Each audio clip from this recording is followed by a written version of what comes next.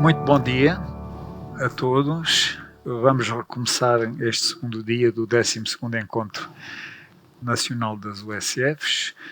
Eu sou Vítor Ramos, sou o moderador deste painel, deste debate.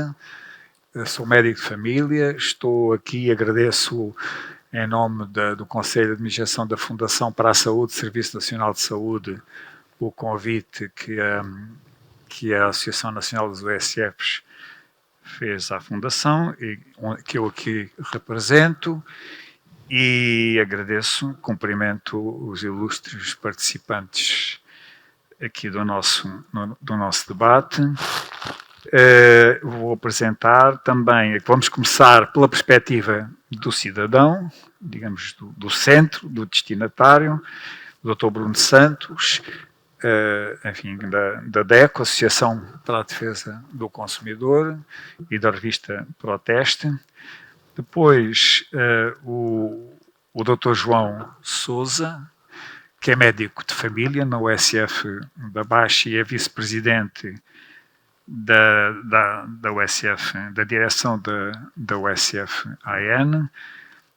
Seguidamente, o Dr. Tiago Santos, que é psiquiatra e que é assessor do Programa Nacional para a Saúde Mental da Direção-Geral da Saúde.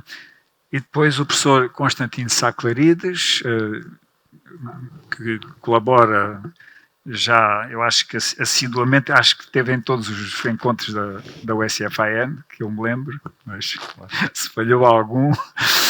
E lembro-me do relatório do acontecimento extraordinário, não é?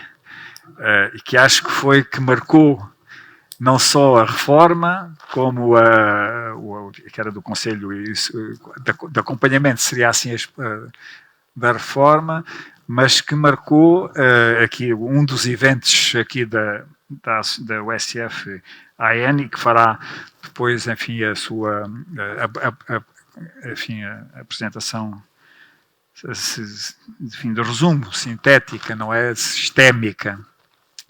E, portanto, iríamos já começar pelo cidadão. Pode ser, Dr. Bruno? Muito bem. Muito bom dia. Muito obrigado pelo convite. Antes de mais, é um gosto enorme estar sempre com o OSF-AN e com os motores desta reforma que já vai longa dos cuidados de saúde primários, mas de facto eu não tenho o histórico do professor Sá Clarides, não estive cá nos 12 encontros, mas já estive em 3 ou 4 e é sempre admirável, eu diria, a paixão com que continuam a mover a criação das USFs em Portugal. E agradeço muito mais uma vez o privilégio que me concederam para estar aqui hoje. Relativamente a esta mesa extraordinária, eu sinto um bocadinho aquele juvenil do clube de futebol que é convocado para a equipa principal porque houve jogadores que se lesionaram.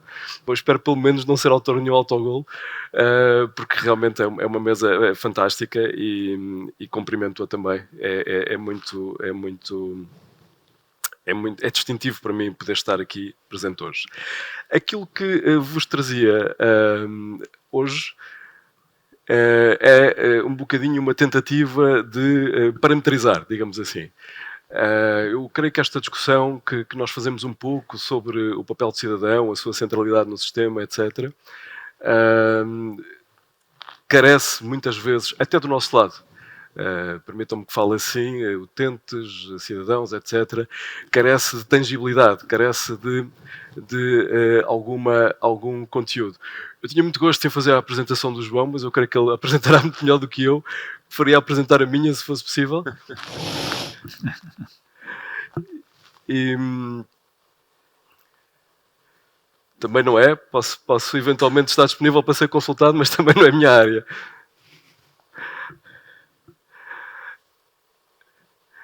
Mas aquilo que realmente eu gostava aqui de trazer hoje era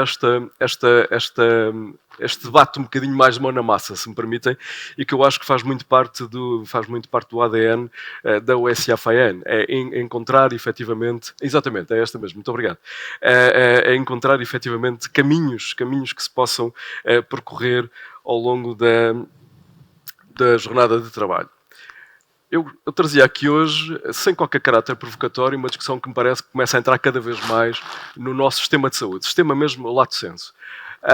Nós partimos muito do paradigma do utente, do doente, mas começa a entrar cada vez mais, até por esta pressão dos privados e por este paradigma que está a ser cada vez mais defendido no nosso espectro político por algumas forças que vão ganhando implantação no terreno, a perspectiva do cliente. Eu creio que esta é uma discussão terminológica que devemos encarar sem quaisquer pruridos.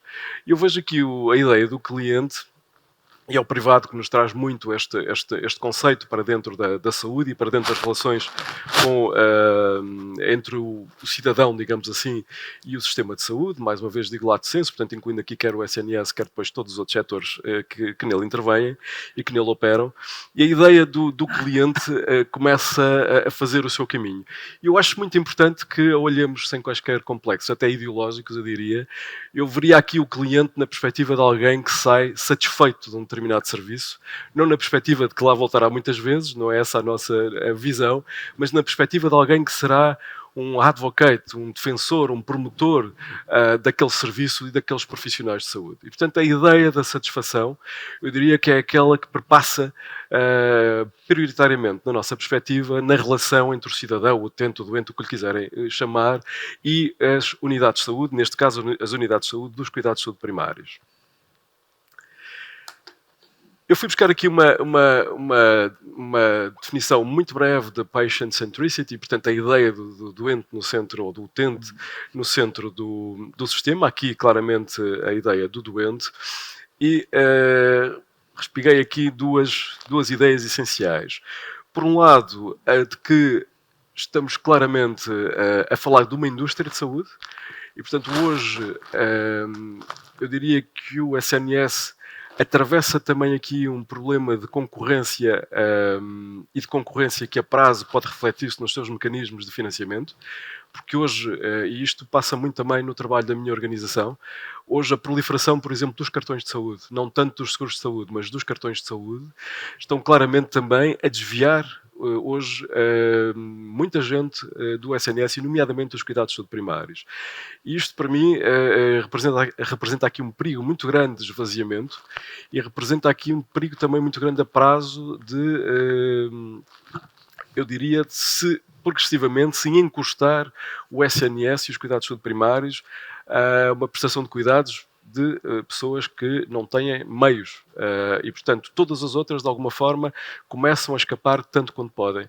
E isto vai refletir-se, até quando mudarem as conjunturas político-partidárias que governam o país, irá refletir certamente depois nos mecanismos de financiamento e depois em tudo aquilo que são, eu diria também, as queixas transversais dos profissionais de saúde, seja ao nível de carreira, de remunerações, da própria evolução do sistema e de oportunidades dentro do sistema. E, portanto, esta ideia de que temos uma indústria de saúde começa também a fazer um caminho muito alargado, eu diria, no nosso país e que provavelmente terá reflexos negativos a prazo. E depois a questão das ferramentas é também uma perspectiva que a nós, para o nosso trabalho, se afigura como determinante. Houve uma aceleração da literacia digital com a pandemia, enfim, isto é claríssimo. Eu tive a oportunidade de estar num debate muito interessante que a USF-AN promoveu, talvez há um ano, não estou bem certo, sobre telemedicina, e foi visível essa aceleração brutal da literacia dos portugueses. Demos aqui um salto quântico de, porventura, mais do que uma década na aquisição de competências digitais. E, claramente, hoje o sistema continua a não refletir esta aceleração das competências do cidadão. E é curioso, mais uma vez, nesta perspectiva de indústria de saúde, que os privados estão claramente à frente. Sem qualquer caráter provocatório, eu trago aqui dois exemplos. E eu comparei aqui dois ecossistemas. Enfim, de um grupo de saúde privado muito conhecido, a PUF, e outro, esta é a página, tal como está, é um print screen eu creio que do maior hospital público português, o Hospital de Santa Maria. E repare-se, o site de uma instituição é feita para os seus utilizadores, para os seus utentes, clientes, o que lhes quisermos chamar, e repare-se efetivamente no choque de ecossistemas e na forma como a informação é apresentada e é disponibilizada ao cidadão. De um lado, toda a simplicidade, porque há claramente aqui uma visão do utilizador e da sua, que uma visão quase Nokia, eu diria, user-friendly, e depois do outro lado temos a perspectiva da organização. E este eu creio que é uma das grandes pechas ainda hoje das organizações do SNS, que é, e nós falamos de centralidade dos utentes e dos doentes há muitos anos, mas efetivamente as ferramentas que são postas, a forma como a informação é disponibilizada, é claramente sempre feita na lógica da instituição, na lógica da informação posta, digamos assim, e não na lógica da informação útil. Eu aproveitei ainda para comparar o seguinte. Obviamente que num hospital público o doente não autoagenda a sua marcação e, portanto, não é isto que está aqui em questão, mas vejam como, mais uma vez, o ecossistema da CUF dá resposta àquilo que, em princípio, será a necessidade do doente, que é como é que eu marco consulta ou como é que eu marco um exame. E se formos à área das consultas do Santa Maria, temos este relambório todo, eu diria quase inevitável, com citações de legislação, etc, etc. E este é, de facto, um dos grandes problemas, que é o da vocação das organizações para a convergência com os interesses dos seus utilizadores. Eu há uns anos participei num trabalho com a CSS muito interessante, até a convite da doutora Marta Temido, que na altura era presidente da CSS. Ela lançou um desafio que foi de se pegar numa série de conteúdos que a CSS tinha para comunicar com os doentes e, de alguma forma, mastigá-los, simplificá-los e voltar a disponibilizá-los. Então pegámos em cerca de 50 folhas Word, 50 páginas Word e conseguimos condensá-las em 8 grandes, por acaso pequenos, folhetos. E que tinha uma visão muito direta. O que é que eu preciso, o que é que a organização me pode dar, como é que eu posso interagir. Bom, era mais ou menos isto. A primeira versão ficou ótima, conseguimos, sem perder informação e sem perder a correção, conseguimos ter toda a informação disponível. À 8ª revisão dos serviços do Ministério, as 50 folhas de Word já estavam dentro, outra vez, dos folhetos, a corpo 7. Já nem se conseguia ler, em muitos casos, o texto que estava lá pronto para ser publicado. O que é que aconteceu? Bem, desistimos da parceria e dissemos, bom, isto não é execuível. Porque, efetivamente, continua esta visão de gabinete, esta visão da instituição para o exterior e não a visão do exterior para dentro. Este eu creio que é um dos grandes bloqueios, digamos assim, que temos na interação entre o utente e o Serviço Nacional de Saúde. Passemos depois às expectativas do doente. Eu hoje trago uma apresentação muito pequena, porque enfim, acho que temos de ouvir os restantes, ou queremos ouvir sobretudo os restantes intervenientes, mas eu aqui fui, como dizia no início, tentar arranjar alguns parâmetros para dar tangibilidade à intervenção e à eventual discussão futura. E aquilo que encontrei foi um protocolo entre a Associação Portuguesa dos Administradores Hospitalares e 38 associações de doentes, que foi recentemente celebrado no âmbito da Convenção Nacional de Saúde, e que pretende criar, de alguma forma, um novo caminho para a humanização dos serviços e para a transformação dos hospitais, no caso, no sentido de organizações patient-friendly, digamos assim. Isto pode levar num futuro muito próximo à criação até de um próprio selo de organização patient-friendly. Há também, eu sei, uma intenção de depois comunicar com os cuidados de saúde primários e conseguir aqui uma visão largo espectro, mas este protocolo está assente em 4 grandes pilares. Por um lado, a promoção de uma cultura de representatividade. E eu, se me permitem aqui uma nota pessoal, porventura, hoje será a última vez que terei o gosto de estar convosco, porque abandonarei a DECO ao fim de 10 anos, dentro de cerca de 15 dias, e, portanto, porventura, fecha-se aqui o meu trabalho com a SFAN, esta colaboração, se me permitem, com a SFAN, que tanto gosto me deu. Mas a única mágoa que eu diria que levo destes 10 anos ao serviço da minha organização, e eu trabalho em muitas áreas, trabalho de segurança de produtos, trabalho de sustentabilidade, mobilidade, etc., foi não termos, ou termos sido vítimas de um veto de gaveta do Ministério da Saúde que não permitiu que avançássemos com a criação das comissões de utentes nas nossas unidades. Digo-vos, deste trabalho de todo 10 anos, um trabalho de algumas vitórias, de algumas derrotas também, levo esta mágoa. Acho que era um projeto que ia ser capital, eu diria, e distintivo para os cuidados subprimários, e lamento que tenha ficado bloqueado avaliado por 300 euros nas gavetas do Ministério da Saúde. E que ia dar resposta a esta cultura de representatividade e de participação dos utentes. E isto é muito importante. Eu creio que a forma paternalista como, em alguns casos, ainda se olha para os nossos utentes, decaiu e não faz sentido nos dias de hoje. Efetivamente, há hoje um aporte de literacia, um crescimento, uma capacidade de interagir com o sistema amadurecida, revalorizada e que justifica que efetivamente haja esta abertura para a participação dos doentes de uma forma mais decisiva. Uma das propostas da Convenção Nacional da Saúde e deste protocolo, aliás, no âmbito dos hospitais, é a criação de um provedor do utente. Eu deixava aqui um desafio para que este provedor seja constituído, por exemplo, seja ao nível da USFAN, seja numa perspectiva mais micro, até ao nível dos agrupamentos de centros de saúde. Enfim, já existem os gabinetes do cidadão, mas seria muito interessante, efetivamente, criarmos aqui uma figura de choneira que possa ter uma visão mais lata, eu diria, e poderes mais efetivos na mediação do relacionamento entre os cidadãos e as unidades. Depois, a questão da agilização da comunicação. E é muito interessante, ou são muito interessantes as propostas que foram apresentadas e que passam, sumariamente, pela disponibilização de um contacto direto, por exemplo, entre o profissional de saúde e os seus doentes, utentes, o que lhe quisermos chamar. Passa pela simplificação da comunicação, nomeadamente ao nível digital.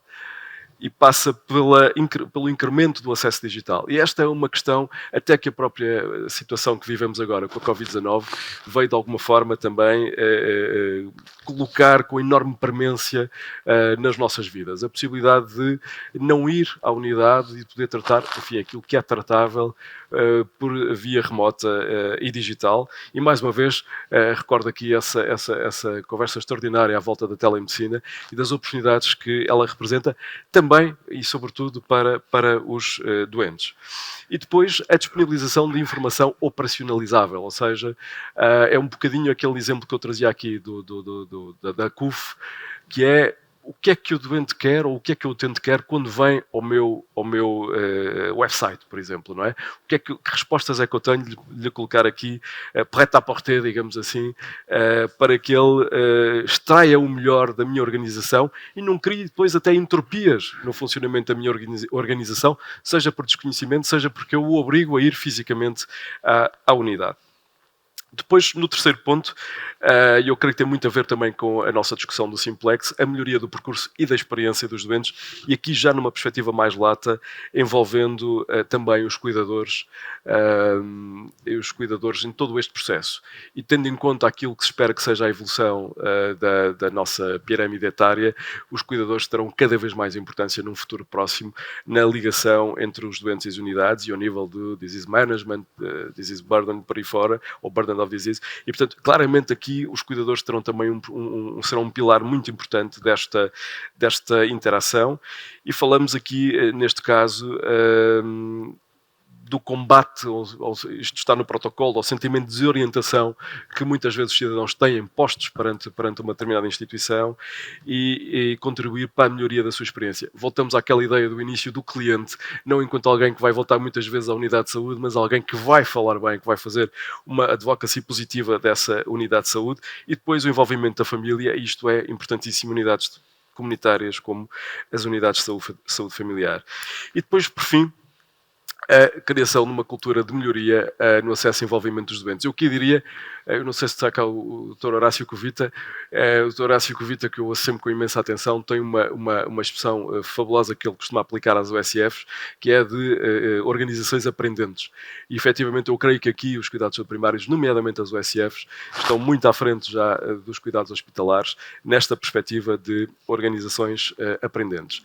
Portanto, eu deixaria aqui estes tópicos. Eu creio que há material neste protocolo que pode ser também discutido e agilizado ao nível dos cuidados de saúde primários e aproveitando alguma inimputabilidade, porventura ser a última vez que estou aqui convosco, deixo aqui um repto à USFAN, que é de incluírem também nos vossos grupos de trabalho e nas vossas estruturas de decisão utentes, do Serviço Nacional de Saúde, utentes que sejam capazes, que tragam massa crítica às unidades, de alguma forma, e que permitam também trazer a tal visão de dentro para fora, que eu acho que muitas vezes falta ao nosso Serviço Nacional de Saúde, ao nosso, eu diria sempre, fantástico Serviço Nacional de Saúde, e quem diz o contrário, francamente, está errado. Não vamos dar outra possibilidade. Foi um gosto enorme, muito obrigado, até à próxima. Muitíssimo obrigado, Dr. Bruno Santos. Podemos agora ouvir o Dr. João Sousa? Então, muito bom dia. Muito obrigado a todos por estarem presentes aqui nesta manhã de sábado, no nosso reencontro. Eu agradeço imenso o privilégio de poder estar aqui a falar hoje convosco. Eu faço já aqui uma meia-culpa. Eu não vou falar de integração de cuidados. E vou acabar por falar de integração de cuidados numa perspectiva do processo, de quem está dentro do processo e sobre como nós nos articulamos uns com os outros. Assim, eu não tenho muitos anos de atividade profissional enquanto especialista, mas o meu percurso de vida levou-me a que, entre as regiões onde eu vivi, trabalhei e estudei, já passei por todas as regiões de saúde de Portugal continental. E vou falar um bocadinho da minha ótica enquanto utilizador na região onde nasci e enquanto estudante e médico em todas as outras regiões. Pronto, as regiões que eu conheço melhor, apesar de ter estado na zona de Coimbra, as regiões que eu conheço melhor são em LVT, enquanto médico, a zona de Cascais e Lisboa Central, que apesar de serem bastante próximas, são realidades muito, muito diferentes. Eu vou-vos falar um bocadinho da minha perspectiva e de aprendizagens dessa realidade, um pouco focada em coisas que me pareceram que foram problemas, coisas que eu fui discutindo com pessoas mais velhas e mais experientes, e também um bocadinho possíveis soluções para melhorarmos a maneira como nós, profissionais de diferentes níveis, nos articulamos entre nós para melhorar os cuidados que prestamos aos outros. Okay. Mas eu queria começar aqui a fazer esta comparação. Eu penso que ambos provavelmente a maioria já conhecerá, pelo menos ali a parte da Wonka, mas isto basicamente não existe uma definição universal sobre o que é que são cuidados de saúde integrados. A própria Wonka, a própria OMS tem 3 definições diferentes. Uma delas, nós conseguimos perceber que é quase uma citação literal de 3 dos pilares básicos daquilo que é a definição do médico de família.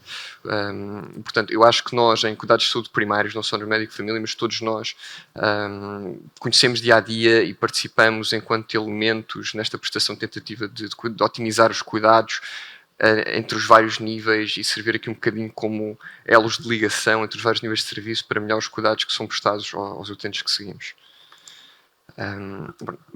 Uma questão muito breve em relação à estrutura. Eu acho que a estrutura do sistema de saúde em Portugal é uma estrutura que fomenta esta capacidade. O SNS é, na minha opinião, felizmente, o maior prestador de saúde no nosso país e é um serviço público. Um serviço público com uma gestão central, com as coisas boas e mais que isso tem. Somos relativamente independentes de entidades terceiras, apesar de termos aqui alguma dependência dos cuidados primários para a realização de MCDTs com as entidades que se conseguem convencionar. É um serviço tendencialmente gratuito e ainda muito mais desde janeiro deste ano, quando passámos a ter gratuitidade absoluta dos MCDTs nos convencionados. Abrange de facto todos os níveis de cuidados, de primários e terciários, inclui a saúde pública, que eu acho que foi uma coisa que, apesar de que eu não vou falar de pandemia, mas acho que foi uma coisa que se calhar nos distinguiu muito relativamente a outros países europeus do tipo de controle que conseguimos, nomeadamente no início da pandemia. Fartemos todos os níveis de cuidados e saúde pública, tudo no mesmo barco, no mesmo sistema. Basicamente temos diferentes modelos de gestão, não só a nível dos cuidados de saúde primários, mas a nível de modelos hospitalares, às vezes até mesmo entre os modelos de interface entre os cuidados de saúde primários e hospitalares. As diferentes ACES e ARS acabam por ter diferenças entre si, isto depois somado às diferentes realidades local-regionais de populações, de disponibilidade, quer seja de entidades sociais e de convencionados, de privados, acaba por levar que há uma heterogeneidade do nível de integração de cuidados muito grande num país que é muito pequeno. Eu vou focar particularmente a questão da articulação com os cuidados hospitalares. Quando refiro aqui a cuidados hospitalares, refiro-me sobretudo os cuidados hospitalares dentro do SNS ou PPPs. e particularmente em questão à referenciação, que foi um tema que me tiram para focar, essencialmente. Assim, de um modo simples, eu penso que os médicos estarão familiarizados, a referenciação, o processo será, o processo técnico será provavelmente muito semelhante a todas as unidades. Temos aqui esta questão de uma necessidade de uma elaboração de um relatório, uma carta a um colega, com uma história, com antecedentes, informação relevante, o que motiva o nosso pedido, que nós queremos saber. Depois somos obrigados a passar por um processo de triagem, que este colega valida a adequação do nosso pedido, desta informação, e posteriormente será feito um agendamento, se eventualmente o pedido for validado, o utente será avisado, nós nem por isso, pronto, e será então realizada, provavelmente na maior parte das vezes, a consulta. Situações, eu irei fazer um bocadinho esta questão de cada um destes passos, mais ou menos com o meu processo, problemas e uma proposta de soluções para estes pontos. Algumas coisas que eu considero que serão os problemas aqui. Isto é uma coisa que eu já ouvi algumas coisas, nesta primeira é discutir, não é uma coisa que internamente aconteça muito mesmo nos sítios onde eu passei. Será que é necessário nós referenciarmos muitas das coisas que nós mandamos para os cuidados hospitalares? Será que já pré-discutimos isto com o colega do gabinete ao lado, levámos isto a discussões de reunião interna nos nossos serviços? Será que isto é execuível de todo, ou é execuível em larga escala? Será que nós, basicamente, no nosso caso, nós discutimos com a especialidade, tivemos oportunidade de discutir com a especialidade hospitalar? Será que isto é de todo possível, né, em todas as unidades, em todo o território nacional? Isto para tentarmos aqui qualificar um bocadinho a nossa referenciação e a utilização dos cuidados hospitalares, os quais nós ficamos por ser um bocadinho os gatekeepers de controlos de entrada. Houve uma coisa que já durante o internato me pesou e que eu notei muito quando mudei de agrupamento. Provavelmente quem estudou, tem a maior parte do seu percurso formativo na mesma área, no mesmo hospital, conhece muito bem os centros hospitalares, não nota tanto. Mas é uma questão, não existem estándares públicos, universais, iguais para todos os hospitais, iguais para a mesma especialidade dentro do território. É difícil garantirmos depois que os doentes vão ser bem referenciados em todo o cenário. Isto foi toda uma aprendizagem de um ato técnico, não médico, que eu tive de fazer durante os meus primeiros anos de especialista, meramente por ter mudado alguns quilómetros a unidade onde trabalho, dentro da mesma ARS. Que tipo de informação, e isto é uma coisa que me varia, que tipo de informação é que este relatório que me pedem deve contar? O que é que tem de ser comum a todas as especialidades? O que é que cada especialidade deve ser universal e constar lá? Que tipo de grau de problema é que de facto eu devo estar a encaminhar, que a especialidade pretende atender ou aborda? Que tipo de atos é que prestam? Será que a mesma especialidade presta o mesmo tipo de atos em todos os hospitais e a todos os utentes, todas as idades? Ou existe algum tipo de condicionante, outras limitações? Isto é igual em todo lado? Pronto. Outra das questões, e esta é a comunicação que nós temos, e eu só posso falar da minha experiência, parece ser quase exclusivamente upstream dos primários para os hospitalares. E muito centrado na plataforma, no que nós utilizamos para comunicar, e muito centrado na instituição, e muito centrado no serviço. Existe uma ausência da informação. Nós não, como eu disse já há pouco, nós não recebemos informação sobre o estado da nossa referenciação. Não sabemos se foi recusado, se foi agendado, a não ser que proativamente vamos verificar isto, ou que o utente nos informe. Portanto, basicamente, a partir do momento que referenciamos, somos como que retirados do ciclo, do circuito de prestação, a não ser que tenhamos um papel proativo de nos tentarmos manter informados. Não existem canais formais, diretos, universais, de comunicação direta entre cuidados hospitalares e os cuidados de saúde primários. Vamos ter serviços que vão ter e-mails, ou vão ter telefones, vão ter protocolado alguma vaga de contacto direto, mas não existe uma coisa igual para o território nacional, não existe um sítio onde eu consigo, particularmente estou num sítio que estou numa zona que tenho utentes que são de talvez 6, 7 centros hospitalares diferentes, todos eles têm um método de funcionamento diferente, e eu tenho de ter na cabeça ou no documento as regras de comunicação com todos eles. Já agora, porque é que é necessário sequer elaborar um relatório, fazer um pedido a um colega de uma coisa que em princípio já será relativamente adequada, já foi triada, já foi considerada necessária, ainda para mais numa fase em que o acesso ao fecheiro clínico, pelo menos do hospital para o centro de saúde, porque do centro de saúde para o hospital para o projeto da história, é praticamente universal utilizando o RSE. Por agora, não é? Eu espero que um dia venha a ser um processo clínico único, que pelo menos remova aqui a necessidade de mais uns artifícios de cálculo. Acho que há uma ausência de previsibilidade das datas, das datas para as consultas, particularmente para atos específicos. Temos aqui esta questão dos tempos máximos de resposta garantida. Mas nós sabemos, na prática, que em muitas especialidades, os tempos máximos de resposta garantida são largamente ultrapassados. E também sabemos que, pelo menos o S-Clínico dá-nos uma estimativa, mas que esta estimativa é uma média que também não parece que muitas das vezes corresponde à realidade. E nós ficamos aqui com uma questão de... e depois como é que é? Para as cirurgias, para as endoscopias, ou para as ressonâncias, ou para as coisas que eu encaminhei o utente que tento fazer no hospital. Não tenho nenhum tipo de estimativa que possa transmitir ao utente mesmo na altura de escolha da instituição. E já agora, um desafio... Acho que poderia ser uma coisa também discutir esta possibilidade de agendamento direto pelo médico de família, que permitiria ter esta previsibilidade e dar informação direta à pessoa na hora, relativamente a termos uma pré-triagem. Mesmo que isto implicasse nós termos uma discussão direta com a especialidade ou termos um mecanismo de discussão direta, eventualmente após triagem, mas como processo de agilização, porque por vezes temos pessoas que esperam durante semanas a meses, sem ter noção, e se porventura houver uma morada errada ou um número de telefone errado, perdem convocatória e depois, depende da especialidade, se calhar estão mais meio ano ou um ano à espera de uma nova referenciação. Relativamente àquilo que se passa enquanto o utente já entrou no circuito, já tem a sua consulta marcada e inicia uma fase de seguimento em que está ambos os lados. Está a ter o seu seguimento hospitalar para o problema que nós pedimos apoio, que necessitamos de uma intervenção mais diferenciada, mas vai manter o seguimento contínuo connosco, como é habitual. Aqui vai variar grandemente. Nós vamos ter aqui diferentes níveis de acesso, relativamente ao acesso à informação, aos registros clínicos, aos exames complementares, até mesmo em relação às estratégias de envio de informação pelos serviços ao médico. Por vezes há circulação por cartas, por vezes não. Às vezes há circulação por cartas em sítios em que temos acesso, às vezes não há em sítios em que não temos acesso.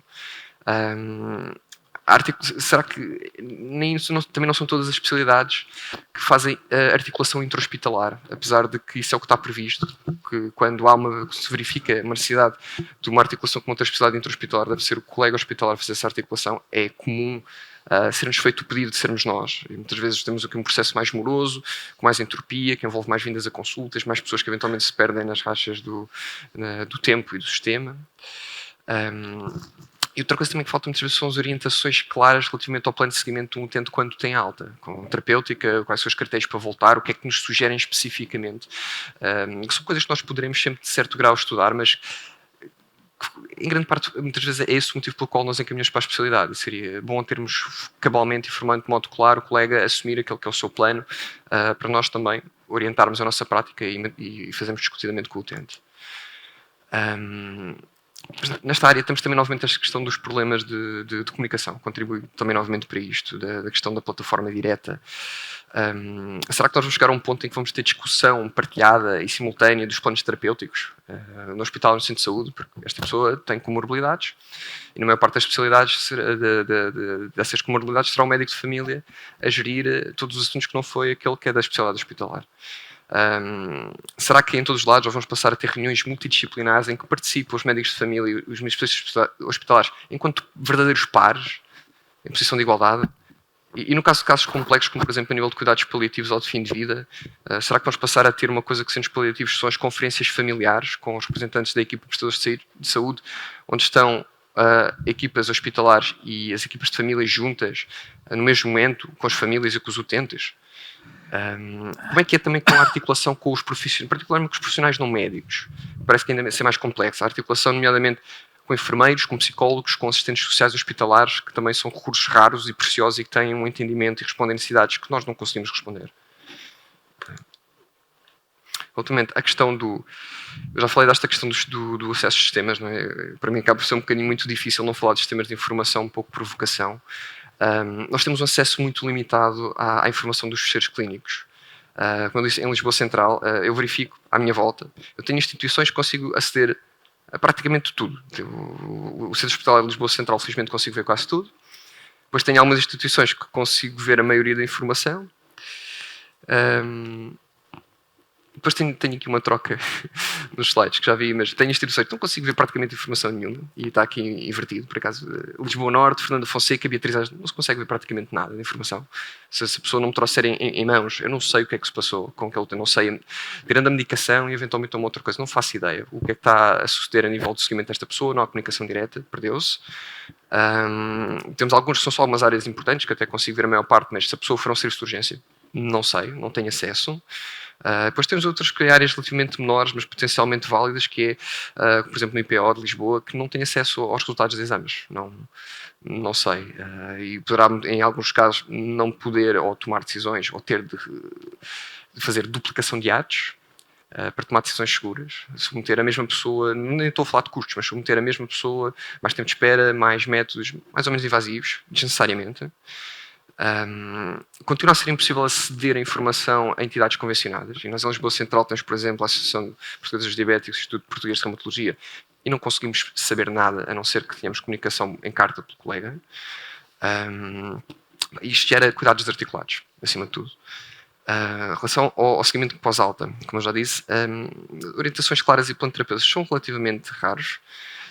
E depois temos algumas especialidades que, pelo menos falo do meu lado, não sei se os colegas estão habituados a ciclos permanentes de altas e referenciações de utentes com doença crónica, que têm indicação para voltar anualmente ou 2 em 2 anos, e que apesar de ter um decreto-lei contra, que continua a acontecer em muitos serviços, em certas especialidades.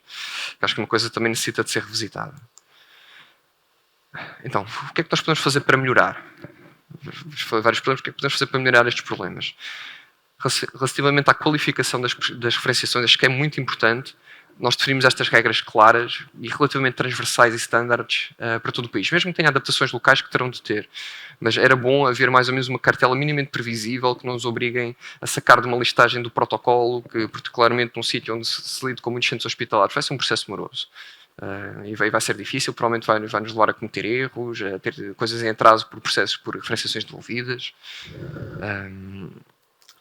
Era bom haver esta discussão in-house, se calhar para muitos dos casos, em que se calhar nós conseguimos resolver com a equipa antes de pedirmos a opinião especialista, e ocupávamos um bocadinho menos esta lista de espera para a triagem e para a marcação. Mas também seria bom podermos, se calhar, esclarecer dúvidas diretamente com o especialista, sem ser eventualmente fazer o que nós às vezes fazemos, que é usar a plataforma de referenciação como sendo um cliente de chat a pedir a opinião do colega. Apesar que aquilo depois fica contado como uma referenciação, mas na verdade o que nós queríamos era um canal de comunicação com o colega. Era bom também que houvesse, por outro lado, uma qualificação das altas hospitalares, não é só da nossa parte.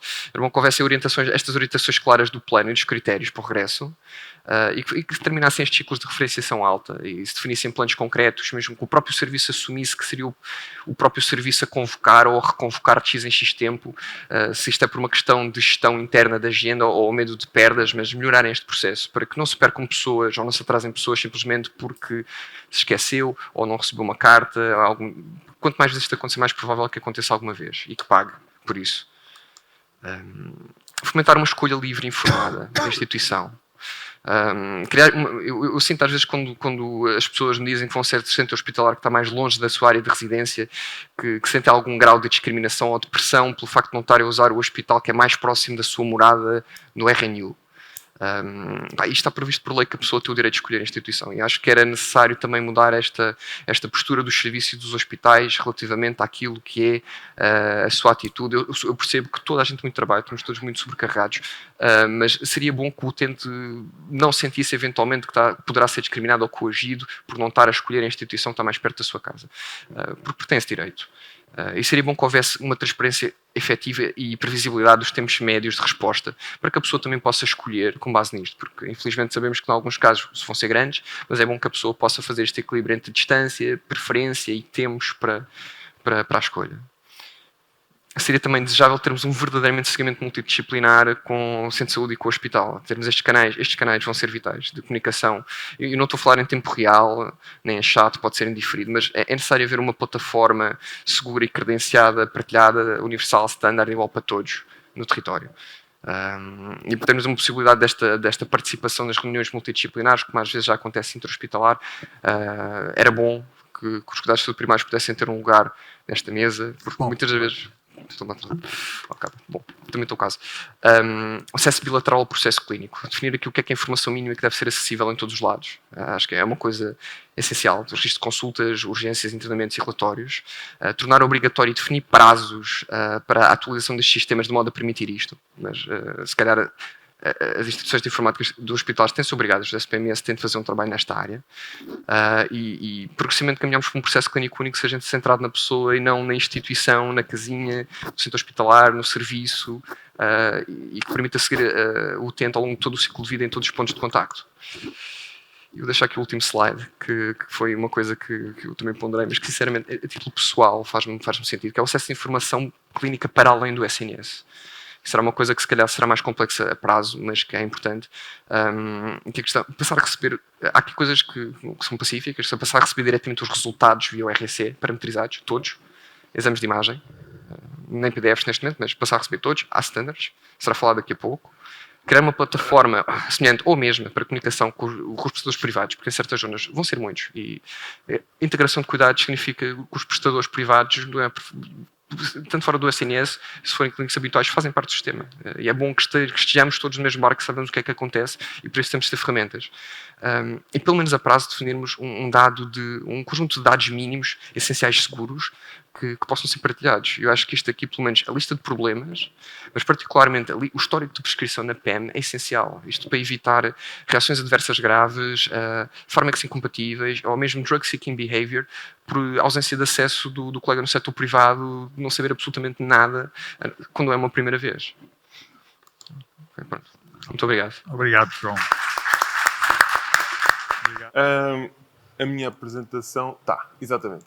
Ora bom, eu venho falar-vos, obviamente, vou falar-vos deste assunto da integração de cuidados com um foco, naturalmente, na saúde mental, mas eu diria que muito daquilo que eu enfim, procurei passar aqui hoje pode ser aplicável, seguramente, a outras áreas da saúde, que não apenas a saúde mental. Os desafios, parece-me, em muitos pontos são, de facto, semelhantes. Bom, a saúde mental em Portugal. Na cultura psiquiátrica, habitualmente o esquema é este. Dizermos que aquilo que nós temos no país é pouco, é fraco, é insuficiente e o que nós gostaríamos mesmo de ter era uma coisa bonita, nova, bem feita, como existe no estrangeiro, lá fora. Essa expressão magnífica e mágica que funciona sempre. E acrescenta-se sempre, normalmente, este epíteto de o parente pobre. A saúde mental é o parente pobre. Mas, na verdade, é o parente pobre de quem? Se formos a ver aquilo que é os recursos expendidos em saúde mental em todos os níveis de desenvolvimento dos países, veremos que em todos eles, de facto, os custos estão muito abaixo, portanto, o custo expendido está muito abaixo daquilo que seria o necessário. Portanto, podemos, com alguma justiça, dizer que, pelo menos nesta área, estamos tão mal como os outros países que são nossos parceiros. Devemos ficar orgulhosos disso. Ora bom, e nos países pobres, portanto, países com dificuldades financeiras, muito mais do que o nosso país, como, por exemplo, o Reino Unido, fazem-se contas. E, portanto, quando se fazem contas, não se diz que se tem critérios economicistas. Fazem-se contas para perceber se as coisas valem a pena, para sabermos o que vale aquilo que fazemos, o que custa aquilo que fazemos e a diferença entre os dois. E, portanto, este é apenas um pequeno exemplo daquilo que é o custo acrescido das comorbilidades psiquiátricas. Eu não falo sequer enfim, quando é a patologia principal, os custos acrescidos do ponto de vista da saúde. Bom, e fazendo este brevíssimo diagnóstico daquilo que é a Vox Populi nesta situação, passa-se novamente para os diagnósticos. Porquê? Porquê que as coisas estão assim? E vem sempre à cabeça a questão do dinheiro. Não há dinheiro. E, portanto, não temos recursos. Se tivéssemos recursos, com certeza fazíamos aquelas coisas bonitas que falava ali atrás. E qual é que é o problema de centrarmos o ponto neste aspecto? É que é verdadeiro. O pormenor é que é também verdadeiro, não é apenas. Porque depois há o outro lado. E o outro lado é a forma como nos organizamos e a forma como, no fundo, utilizamos os recursos que temos, por diminutos que sejam, e eles são, de facto, diminutos. Bom, e se pensarmos neste gráfico não se vê muito bem, tem a ver com aquilo que é, no fundo, uma avaliação também do que foi a implementação do Plano Nacional de Saúde Mental, que, como outros planos feitos em Portugal, é um plano muito bom, mas nunca foi verdadeiramente implementado. E, portanto, aquilo que foi implementado, de facto, a coluna do azul mais claro é o que não foi feito. E, portanto, basicamente aquilo que aconteceu foi uma bem-sucedida transição dos hospitais psiquiátricos para os hospitais gerais, portanto, os serviços de psiquiatria, essa sem dúvida é uma conquista e muitíssimo importante, não devemos menosprezá-la, mas de facto, numa série de outras dimensões, nomeadamente a integração com os cuidados primários, todas as medidas de psiquiatria comunitária, tudo isso ficou muito aquém e continua muito aquém daquilo que desejaríamos. E, portanto, temos o tal Plano Nacional, que, portanto, era 2007-2016, foi estendido a 2020 e este relatório de avaliação, enfim, destaca as lacunas que conhecemos. O escasso grau de autonomia de decisão da estrutura responsável pela implementação do plano, a ausência de coordenação eficaz dos elementos de sistema de prestação, a reduzida autonomia dos centros de decisão a nível local, o modelo de financiamento inadequado, as dificuldades de desenvolvimento formais de articulação com os cuidados de saúde primários, a débil implementação da rede de cuidados continuados e a ausência a nível regional de mecanismos executivos de monitorização e implementação efetiva dos serviços. Portanto, isto não é novidade, de facto é onde estamos. E volto ao que falava há pouco. Não é que nós não tenhamos boas ideias, nós temos excelentes ideias e temos um excelente programa, não há dúvidas nenhumas sobre isso. E não ficamos atrás daquilo que se faz lá fora. Mas, de facto, lá fora, parece-me, concordo com aqueles que dizem que são melhores a implementar as ideias que têm, como digo, não são piores do que as nossas. Depois, um pequeno parênteses covídico. Nesta altura de Covid, não há como não fazer uma apresentação sobre saúde mental que não falo do Covid, mas para vos falar de um aspecto muito importante. É que dos determinantes de saúde mental são estes que vocês aqui veem. É a pobreza, é o baixo nível educacional, é o desemprego, a insegurança no trabalho, a negligência de cuidado pessoal e educação, o consumo de substâncias. Estes são os determinantes de saúde mental, determinantes psicossociais. E estes, como podem perceber, são comuns a outras crises não virais, por assim dizer. E foca-se... Falamos muitas vezes daquilo que é o efeito direto, a pandemia e tal, a pandemia na saúde mental. Estes são os verdadeiros efeitos e estes não se verificam imediatamente, vão se verificando no tempo. E podemos ter a oportunidade já de ver isso na altura da crise financeira que tivemos anteriormente. Bom, é importante os cuidados de saúde primários na saúde mental, não vale a pena, enfim, falar muito nisso, é mais do que um dado adquirido. De facto, são os médicos de medicina geral e familiar que vêem a maior quantidade de doentes psiquiátricos, nomeadamente com doença mental comum. E como já falavam ainda há pouco, o João falava ainda há pouco, este é um pequeno estudo feito no CHUC, de facto, esta questão da integração de cuidados e da transição de cuidados é de facto insuficiente. Mas há um aspecto que também gostaria de vos chamar a atenção. Estes são também dados sobre a casuística da urgência psiquiátrica, também do CHUC, e reparem nisto. De facto, a maior porcentagem enfim, das queixas identificadas relaciona-se com queixas físicas, enfim, uma designação geral, e depois, obviamente, a depressão, a ansiedade, os comportamentos de ideação suicida. Mas isto levanta-nos esta questão, afinal, do que falamos, quando falamos de doenças mentais e de perturbações mentais. E convido-vos brevemente, são 2 ou 3 slides, a pensarem um pouco sobre aquilo que é o nosso diagnóstico de depressão. Se de facto a depressão é um sintoma, se a depressão é uma síndrome, se a depressão é uma doença, afinal, uma entidade nosológica definida. Do que é que estamos a falar, afinal? E estou-vos a falar nisto porque me parece que é útil para aquilo que vos falarei já de seguida em relação a este tal mapa para a saúde mental. De facto, a depressão, e estou-vos a falar da depressão, porque, como sabem, depressão e ansiedade são o que chamamos de doença mental comum, é aquilo que mais, enfim, são as perturbações mais prevalentes. A depressão distingue depressão clínica de estados depressivos transitórios, os tais ditos normais. Os especificantes têm significado clínico, é um diagnóstico que pode ser replicado em investigação, contribui para a identificação de tratamentos específicos e, especialmente, melhora a comunicação clínica.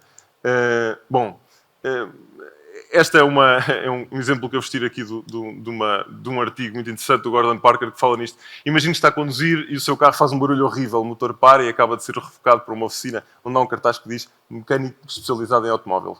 O mecânico abre o capô e diz: depois temos um problema major no motor. Você pede mais detalhes, mas de facto o mecânico refere: não senhor, o diagnóstico é mesmo um problema major do motor. Isto para vos dizer que, de facto, o médico de medicina geral e familiar está confrontado com instrumentos com a utilização de instrumentos que de facto não são instrumentos rigorosos para aferir situações complexas e situações de facto de limites e de contornos pouco definidos. O que é doença, o que não é, o que é perturbação, a velha história de quando é que devemos medicar, quando é que não devemos, tudo isso e que são questões centrais. Bom, mas então, depois disto, qual é que é o plano? Qual é que é o caminho? O que é que podemos fazer? E parece-me, julgo eu, mas se calhar é porque sou novo, que devemos ter motivos para ser otimistas. Eu julgo que existe um mapa para a saúde mental e que ele pode e está a ser implementado. Passa pelos, enfim, os suspeitos do costume, se quiserem, a parceria seguramente com os cuidados de saúde primários, parceria estratégica, absolutamente, a integração e continuidade de cuidados e a articulação intersetorial, e aqui especialmente na saúde mental, muito para além daquilo que são as estruturas do SNS. O SNS não tem a obrigação, não pode ter todos os recursos disponíveis, mas julgo eu deve ter a obrigação de poder coordenar os recursos disponíveis para lá do seu próprio sistema. Julgo que essa deve ser, sem dúvida, uma missão. E, portanto, quais seriam, enfim, as coordenadas deste mapa? Seguramente, por um lado, a promoção da saúde mental, como falava há pouco, a identificação de estruturas locais promotoras de saúde mental, e são todas, são as escolas, são as IPSS, são as autarquias, são todas as estruturas que já contribuem, de uma forma ou de outra, para as respostas no âmbito da saúde mental, e quem fala em saúde mental fala no contexto social, fala num monte de respostas que podem ser dadas no âmbito da saúde. E, naturalmente, a promoção de hábitos de vida saudável. E, portanto, um dos caminhos é a implementação de projetos de intervenção conjunta entre os cuidados de saúde primários e secundários na comunidade. Também a identificação precoce de problemas de saúde mental, através da monitorização de fatores de risco e promoção de doença, identificação e caracterização de grupos vulneráveis ou de risco. Naturalmente que isso passa também pela criação do programa de saúde mental no sistema de informação dos cuidados primários, o que não é registado não existe, de certa maneira. A inclusão de instrumentos de rastreio e avaliação breve, instrumentos de monitorização da atividade clínica e, novamente, a partilha e análise de indicadores entre os cuidados primários e secundários.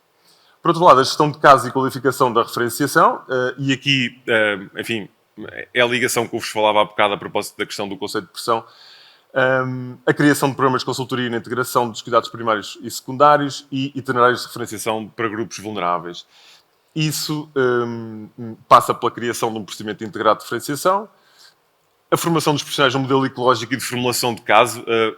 Eu julgo que há uma sessão também durante este congresso, mas vi aqui há tempos pessoas a falar, enfim, muito interessante sobre a formulação, a prescrição social. Eu julgo que podemos ir para além disso. A formulação de caso é algo que vai para além do mero diagnóstico biomédico, mas que faz, no fundo, uma identificação daquilo que sejam as necessidades da pessoa e que podem ser mecanismos efetivos de resolução do problema. Novamente, a integração com programas de tratamento de perturbações mentais comuns nos cuidados de saúde primários. É óbvio, para isso são necessários recursos, nomeadamente psicologia, mas não esquecer, novamente, o slide de há pouco, entre aquilo que é os recursos e a forma como nos organizamos. Se de facto não houver essa organização do ponto de vista também dos cuidados primários e a sua integração com os cuidados hospitalares, podemos pôr 1 milhão de psicólogos nos centros de saúde, que isso não vai resolver nada. A qualificação da prescrição, nomeadamente através da harmonização de práticas de prescrição psicofarmacológica, sem dúvida. E, por último, a prevenção da resiliência e de saúde mental dos profissionais, através da identificação de necessidades de intervenção a nível de equipas e profissionais, seja isso para a gestão de conflitos com utentes, mas também para aquilo que é a melhoria da dinâmica organizacional das próprias equipas dos cuidados primários. Bom, e este é um exemplo daquilo que temos procurado fazer também na ARS Centro, no âmbito deste plano de trabalho colaborativo, em que procuramos, no fundo, pôr em prática, numa lógica, enfim, integrada e multidisciplinar, procuramos pôr em prática alguns destes exemplos que aqui falamos, com as dificuldades que todos podem imaginar. O futuro. Bom, o futuro, vamos ser otimistas. Eu acho que há motivos para ser otimistas. Nunca na saúde mental, enfim, eu costumo dizer que, de facto, o Covid foi uma coisa maravilhosa para a saúde mental, porque democratizou o sofrimento mental. Todos nós tivemos a possibilidade de perceber, de uma forma ou de outra, de sentir na pele o que é a angústia, a ansiedade, o mal-estar, a limitação da liberdade individual. E, portanto, isso trouxe um reconhecimento acrescido para a saúde mental. de um esforço que já estava a ser feito antes e que de facto se está a traduzir por recursos, finalmente. E portanto teremos, através do PRR, recursos que não tivemos nos últimos 30 anos. Por aí. E portanto é um desafio e uma enorme responsabilidade. Temos os recursos e parece também estarmos a ter a organização, aquilo que falava há pouco. E, portanto, este é o despacho de nomeação do GAPS, deste Grupo Técnico de Apoio à Implementação. No âmbito também da saúde mental, esperamos que muito em breve saiam também novidades em relação a alterações em relação à orgânica do Programa Nacional para a Saúde Mental. Bom, mas claro, há dúvidas, há sempre dúvidas, e que passam por isto. A formação dos profissionais de saúde e também dos profissionais de saúde mental está orientada para um trabalho em rede e de integração. As FIAs intermédias do SNS têm capacidade para promover dinâmicas colaborativas. O modelo de governação hospitalar permite a mudança para um paradigma comunitário de integração de cuidados. E a pergunta de $1 milhão ou de euros, se preferirem, o que faz com que existam experiências discrepantes de boas práticas com recursos semelhantes ou inferiores.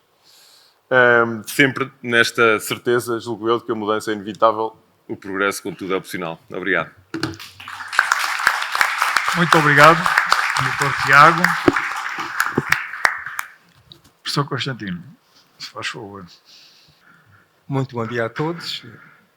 Meus cumprimentos à Associação, meus cumprimentos ao Vítor e meus companheiros de painel.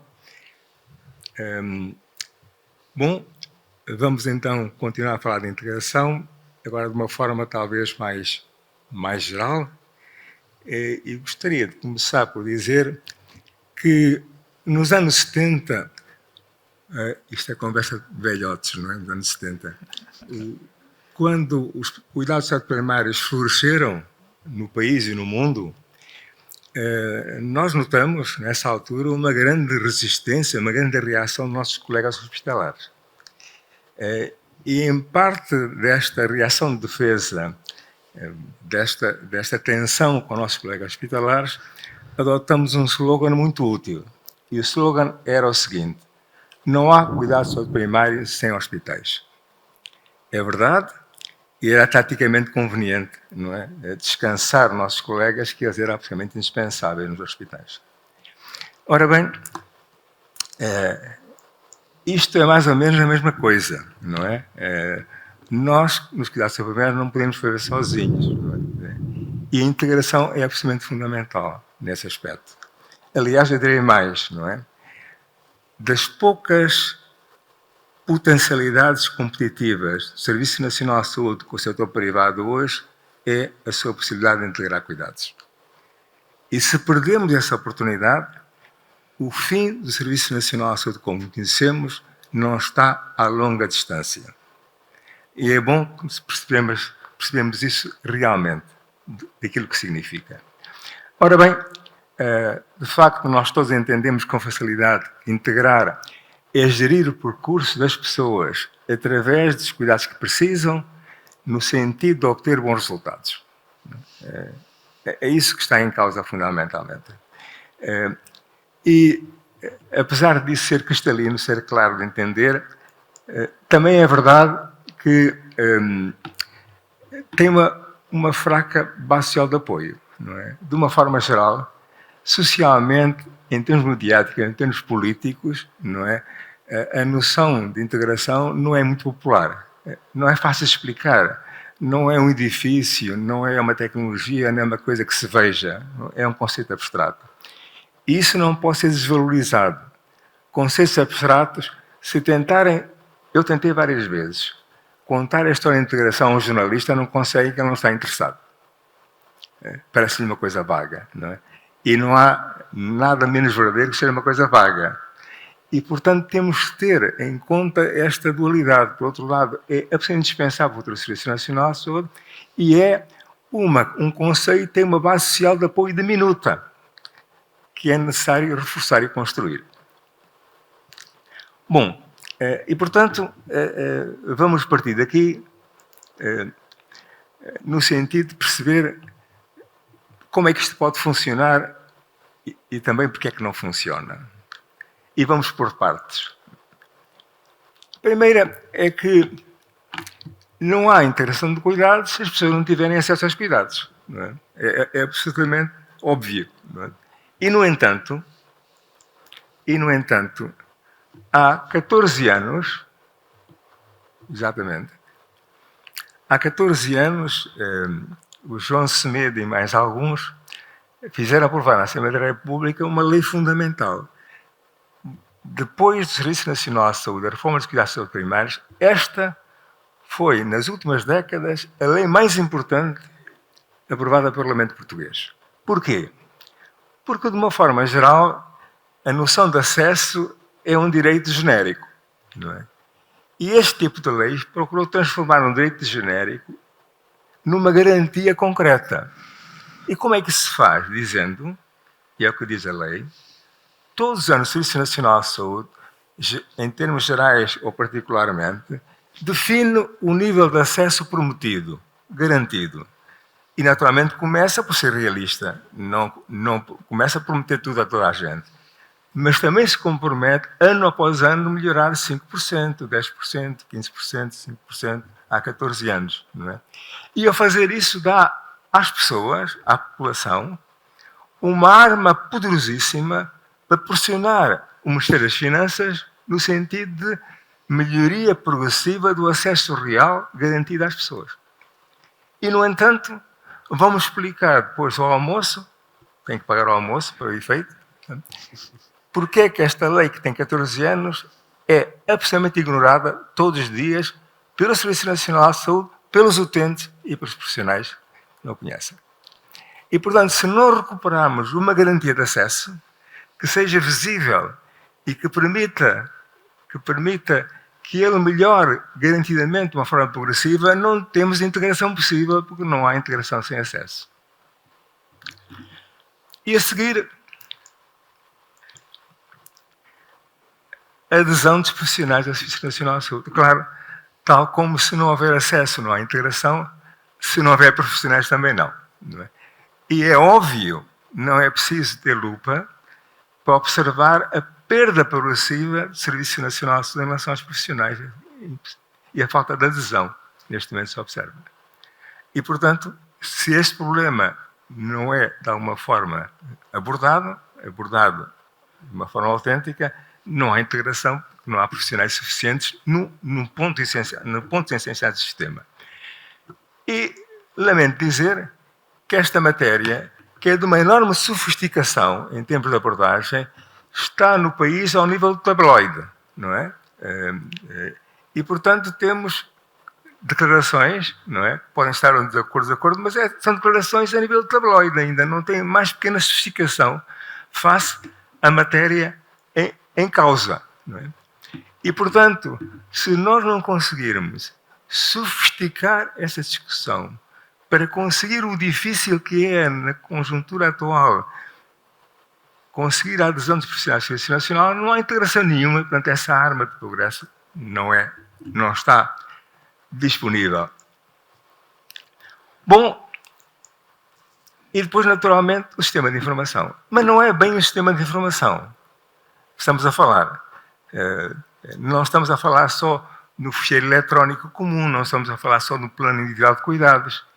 Estamos a falar de uma estratégia de informação e conhecimento associada à gestão da mudança. O que falta ao serviço partilhado do Ministério da Saúde não é tecnologia nem pessoas interessadas. O que falta completamente é enquadramento estratégico. O que falta é transformá-lo num instrumento da gestão da mudança. Porque qualquer plano de sistema de informação muda constantemente na sociedade atual. Não se faz e come-se aquilo hoje e amanhã. É necessário esta ligação entre esses instrumentos e uma concepção de gestão da mudança no Serviço Nacional de Saúde e no Sistema de Saúde português. E depois da articulação com o setor social. Desde a articulação associada à dependência, não é? Das pessoas mais fragilizadas, até a prescrição social, ouvimos ontem uma excelente apresentação sobre isso.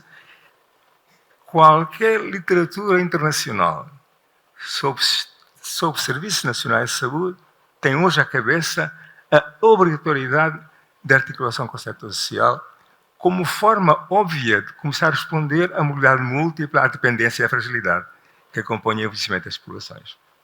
E, portanto, isto é absolutamente essencial. Não é uma conversa de vez em quando os hospitais não conseguem gerir a sua lotação. E depois, a governação clínica de saúde. Eu esperaria que tivéssemos hoje no país uma ampla rede ativada e apoiada de governação clínica, integrando a dos cuidados primários dos hospitais, que fosse uma mola essencial da gestão do sistema. E não há coisa menos apoiada hoje no país e percebida como uma governação clínica e de saúde, que é essencial para a qualidade dos cuidados. E só depois é que pensamos em organizações. Eu estou preocupado, vejo colegas meus a propor neste momento uma reforma organizacional do Serviço Nacional de Saúde, ou seja, mudar as tabletas, não é? Na altura que temos isto tudo a fazer, vamos nós reorganizar com novos nomes, mudando as tabletas e perdendo uma quinzena de anos neste processo pouco pensado. Precisamos, de facto, de uma reorganização, mas que se situe na esteira dos processos ali descritos. Seja uma consequência desses processos e não uma organização a priorística, desenhada numa carteira confortável de pessoas que pensam uma nova organização. E sobre isso, vale a pena dizer mais alguma coisa, e vou-vos passar, sem as comentar, dois pensamentos de autores ingleses, e escolhi ingleses que estão a falar do Serviço Nacional de Saúde, sobre o que é o pensamento relacional hoje. Esta é a primeira de David Hunter, que diz uma coisa essencial sobre a organização, não é? E esta é de Nick Blake, que diz alguma coisa também essencial sobre organizações hoje, nas sociedades complexas do dia. E aqui acrescentava, isto são académicos ingleses, estão a falar do Serviço Nacional de Saúde inglês, e nós podíamos dizer-lhes que em Portugal, há 15 anos, a filosofia de unidade de saúde familiar já tinham descoberto que isto era assim. 15 anos antes de se tornar matéria académica por excelência no Serviço Nacional de Inglês. E acho que devem orgulhar-se disso e devem recordar isso sempre que puderam, que esta filosofia de unidade familiar é um antecedente importante no movimento de pensamento dos cuidados de saúde na Europa, não só em Portugal. Para dizer que, o Vida falou disso há pouco, isto tem 12 anos. Se forem ler hoje este documento sobre a reforma dos cuidados de saúde primários em 2009, vão verificar com algum desgosto que pouco do que lá está, de facto, aconteceu. E este documento, escrito há, portanto, 12 anos, dizia, no fim da página, pensar e gerir num contexto de complexidade constitui um dos grandes desafios na gestão das novas organizações de cuidados de saúde primários. Há 12 anos. Portanto, quando nos fazem propostas primitivas de reorganização teórica do Serviço Nacional de Saúde, devemos lembrar que a organização pensa-se desta forma. E, no fim, para concluir, uma conclusão que não é muito alegre, era suposto que a filosofia de unidades familiares contaminaria o resto da organização da saúde. Esse era o pressuposto inicial desta reforma. Mas, infelizmente, como nada aconteceu de significativo no resto, o risco é que o resto contamine a filosofia original das unidades familiares. E esta é que é a questão que discutimos todos os dias, que foram discutidas ontem com grande detalhe. Quando o resto não muda, é escusado pensar que a filosofia das unidades familiares pode sobreviver. Portanto, a nossa luta não pode ser na trincheira só da unidade familiar. Tem que estender a todas outras condições que permitem que esta filosofia se desenvolva, se transforme e se atualize. Muito bem. E o problema, ou o desafio, é que isto não se pode fazer um de cada vez. O elefante só dança se esta abordagem for simultânea em todos esses pontos do sistema. Isto é precisamente a pensar dessa forma. E, portanto, para isso acontecer, para o elefante dançar, para estas pequenas patas, quer dizer, serem ativadas simultaneamente, nós precisamos, de facto, de um novo modelo de governação da saúde. Não vou entrar em detalhes, mas tudo o que ali está é preciso. Não é? É um pequeno sumário. Não é possível fazer esta transformação importantíssima e dificílima e essencial em integração de cuidados sem um modelo de governação de saúde diferente. E não estou a inventar nada, isto são as conclusões do relatório final da Coordenação Nacional de Cuidados Primários em 2019. Estão aqui vários autores, e o Henrique Botelho, em primeiro lugar, que era o coordenador, e diz o essencial, não é? Ou seja, não vale a pena ler convosco o que lá está escrito, são aspectos fundamentais da nova governação da saúde e que é preciso uma direção estratégica e executiva para isso.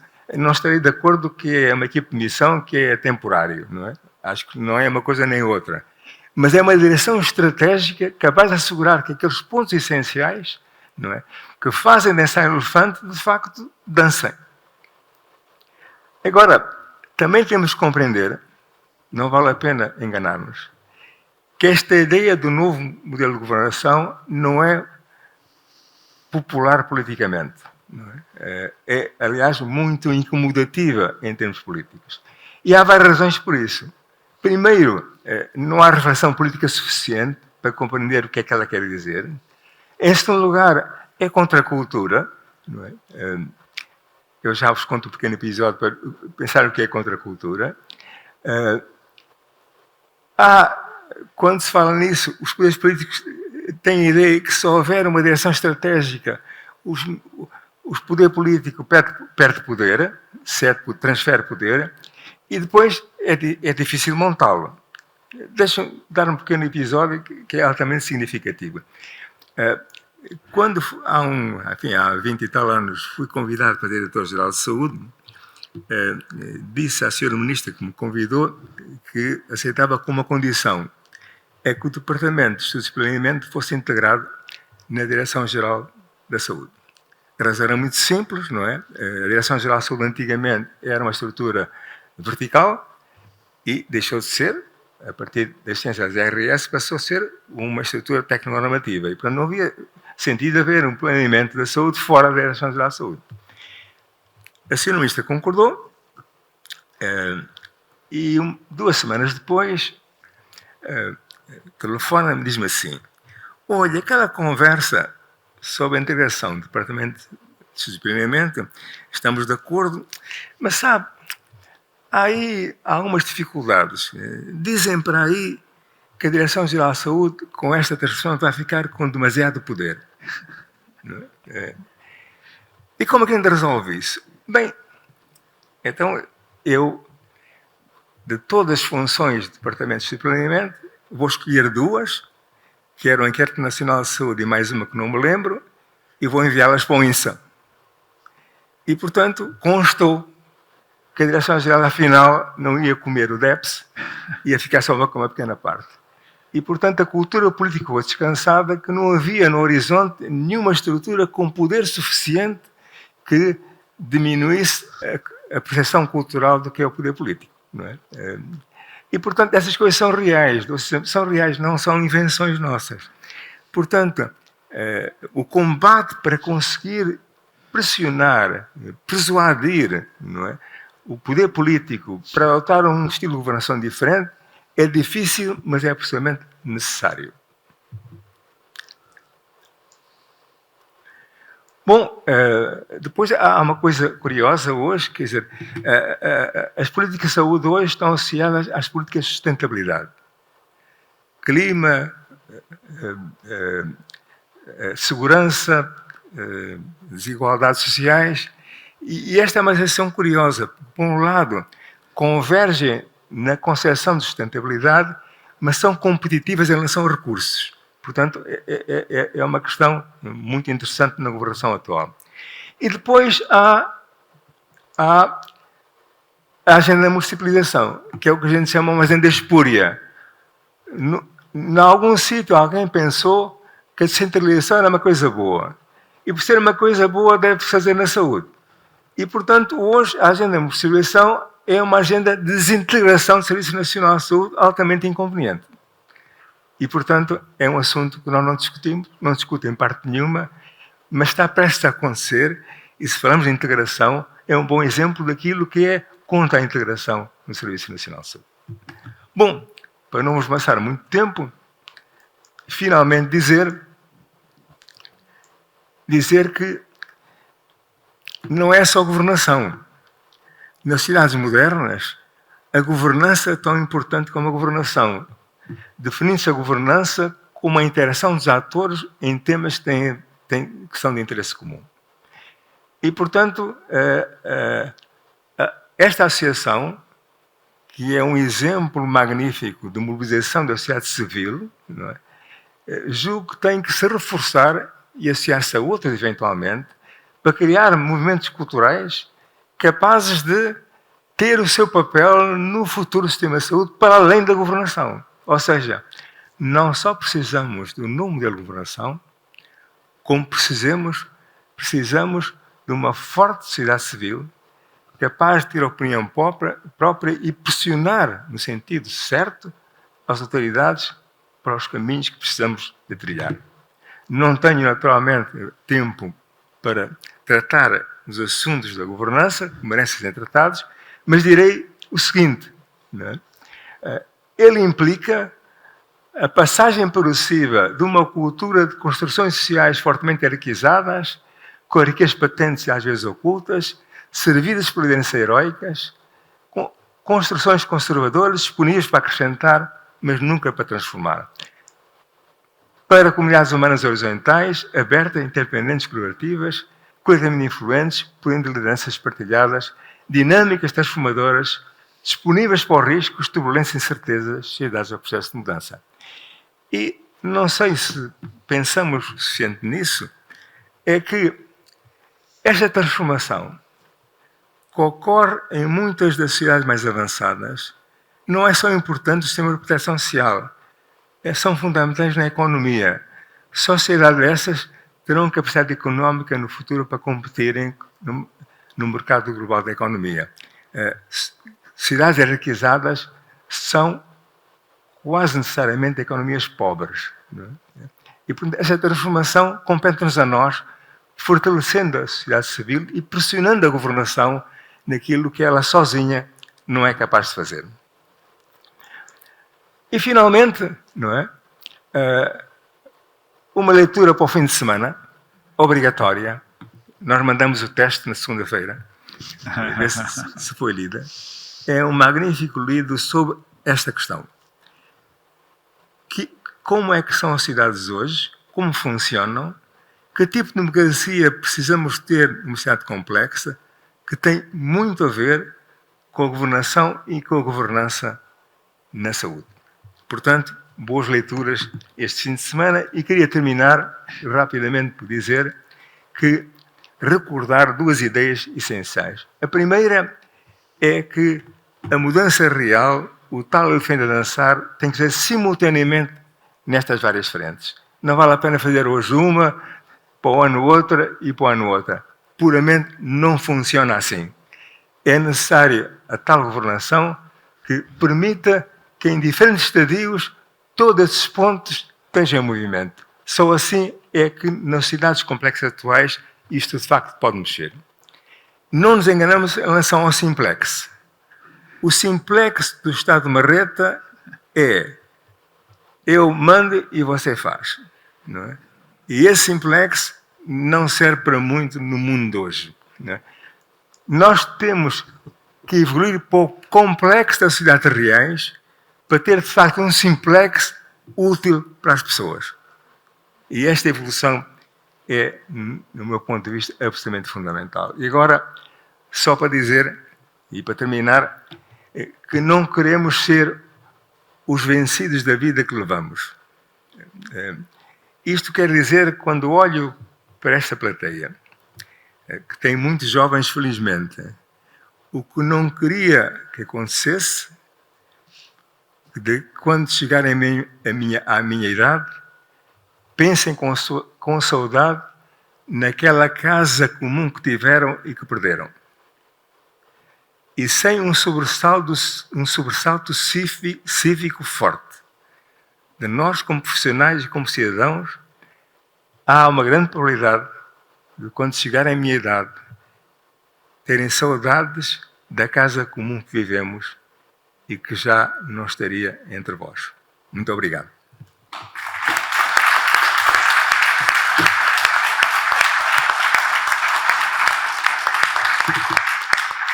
Muitíssimo obrigado, professor Constantino Sá Clarides.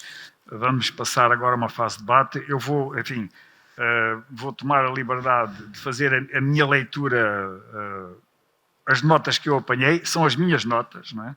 Provavelmente espero não adulterar notas de síntese para promover o debate. Começando pelo cidadão, pela perspectiva do Dr. Bruno Santos, eu retive aqui 2 ou 3 pontos. Não é? A experiência das pessoas é indiscutivelmente importante e decisiva. A pergunta é se essa experiência é sistematicamente medida e repercutida nas organizações. Só uma nota muito rápida: se eu telefono para os fornecedores de energia, ou para a minha telecomunicadora, ou a oficina onde eu levo o meu automóvel, eu levo logo a seguir, não desligue, desculpe, vai responder a um questionário. Não é? Automaticamente. Na minha oficina até recebo 2 questionários. O da oficina, que me pergunta se correu tudo bem, se houve alguma coisa que não ficou boa, se há alguma coisa que possam fazer por mim, e depois dizem-me e avisam-me que a marca me vai questionar daí a uns dias. E, por favor, veja lá o que diz. Segundo, portanto, isto é empoderar. Porque se o cidadão não pode repercutir com a sua avaliação sobre a vida e até o rendimento e o financiamento do prestador, não tem poder. Não é? Depois, a questão de alguém que zele pelos interesses. O Dr. Bruno falou na ideia do provedor, por exemplo. É uma ideia, não sei, por que formas, e finalmente também a questão do acesso à sua própria informação. Está legislado ao seu processo clínico, a uma área que consiga perceber e descodificar, resumos, etc, etc. E muito mais. Eu não estou a resumir a intervenção. Foi as notas que me tocaram mais. O Dr. João Sousa, eu quase que diria, e eu não estou a dizer que ele disse isto, eu concluí assim, escrevi aqui, a baixa referenciação. Acabem com as referenciações. Eu não estou a dizer que não seja importante a comunicação, mas o próprio conceito é de pegar no doente objeto e lá vai. E depois lá vai, não se sabe se cai, se não cai, se é atendido, se não é atendido. Não é? E, portanto, os elementos de pessoa-objeto, não é? Que este conceito, e inclusivamente a centragem é no poder do profissional, que faz a triagem, atende ou não atende, marca padaria não sei quantos. Não é? Portanto, esta questão é desmontar a lógica, não é? Não estou agora... A própria palavra não é muito boa, mas enfim. Portanto, eu diria que a forma como é feita e é lida, e pelo que o João apresentou, muitas vezes configura um obstáculo à integração, a própria referenciação. Portanto, eu não sou uma série de aspectos do processo da comunicação clínica, dos agendamentos diretos, quer dizer, porque isto, no fundo, isto significa a submissão, neste caso, do referenciador e da própria cidadão, a um poder, não é? Portanto, é o desempoderamento total. E a questão do processo clínico pessoal único, isto parece que é um preâmbulo para a próxima sessão a seguir. Muito interessante. Doutor Tiago, chamam a atenção, enfim, não estou, assim, mais uma vez, levem em linha de conta que isto são as notas que eu tirei aqui, não escrevi tudo, as coisas que me tocaram, não é? A importância de dispositivos de coordenação. Por acaso nós temos o bom exemplo da coordenação da saúde materna e infantil. Mas não temos esses dispositivos diversificados, não é? Nas geometrias. E, novamente, a questão da comunicação clínica. E depois um slide que me tocou muito, daqueles 3 bonequinhos, 2 vermelhos e um verde. 2/3, não é, das altas não enviam. Portanto, a solução é que haja acesso ao processo clínico para sabermos esta questão. Depois vem a questão da intersetorialidade, não é? Vem a questão das coordenações, parcerias, indispensáveis para a integração e continuidade, e sempre a questão intersetorial, local, a proximidade, do cuidar em casa, enfim, e todo este depois a parte metodológica, a importância das redes de saúde social, de proximidade e integração, e, portanto, esta questão da integração dá-se, em primeiro lugar, na proximidade das pessoas. O professor Constantino chama a atenção depois para as questões mais sistémicas, mais amplas, que sem olhar para o todo não se consegue compreender as partes, não é? De facto, nem mexer. E esta ideia de que sem acesso não há integração, e nós temos um problema de acesso, não é? Começamos por ter. E o problema de acesso, provavelmente, nas questões, enfim, já me calo para abrir a discussão, provavelmente na revisão, o João e com o GAPS, não é? Na simplificação, por exemplo, do quadro de avaliação de desempenho, não é? Provavelmente é o acesso à experiência do doente e os impactos, em vez daqueles detalhes em que o pessoal passa a vida a pôr cliques, não é? E quem mais põe cliques atinge os 94% do IDG. Enfim, a questão da estratégia de gestão da informação e conhecimento essenciais para a gestão da mudança, novamente a questão da articulação com o setor social e a prescrição, enfim, esta rede, esta teia saúde social a nível local. E provavelmente é essa a saída para a agenda espúria da municipalização. Em vez de desintegrar o SNS, acrescenta, digamos, à rede de suporte a componente da comunidade, uma articulação, em vez de irem oferecer consultas e seguros para os idosos, etc, etc.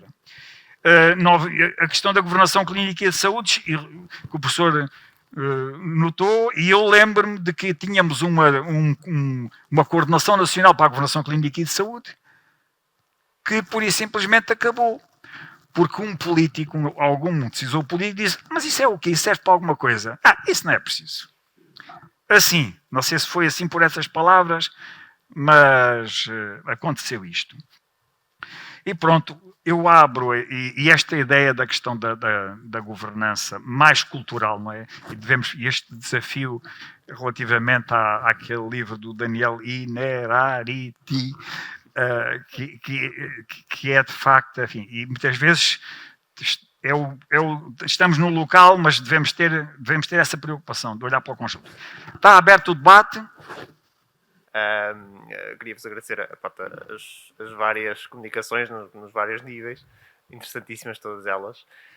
Eu fiquei com uma dúvida, um ponto que me interessou muito. O professor Saclarides falou na altura, tocou muito brevemente nesta questão da municipalização de cuidados, não é? E de que isto poderia até tornar-se uma barreira ou entrave àquilo que de facto se quer como uma integração real de cuidados.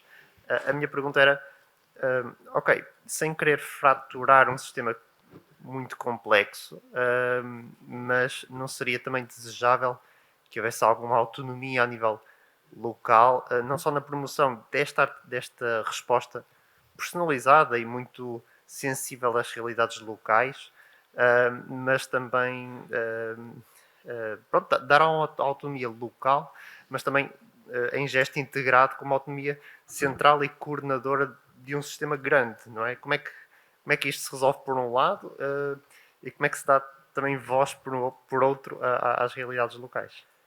Obrigado. Muito obrigado, Tiago. Podemos já passar ou vamos juntar? É melhor. Juntamos mais. Primeiro queria agradecer as excelentes apresentações. Eu fui tomando aqui umas notas. Na verdade, eu não sei se vem colocar uma questão. É a minha primeira vez que participo num evento da USCFAN. E, de facto, saio daqui, não sei se saí com mais dúvidas ou mais esclarecida, mas o facto de sair aqui com mais dúvidas, acho que porque tocaram em pontos essenciais.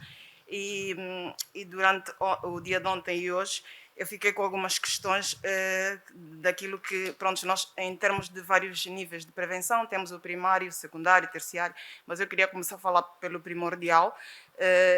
Eu, enquanto profissional, fico com a sensação de que aquilo que é primordial não está a ser feito, que são as políticas que têm muito a ver com as políticas de Estado, com a regulamentação, para que nos deem instrumentos, nós, enquanto profissionais no local, consigamos tomar algumas medidas, algumas decisões proativas e centradas no cidadão, como temos muito disseminado.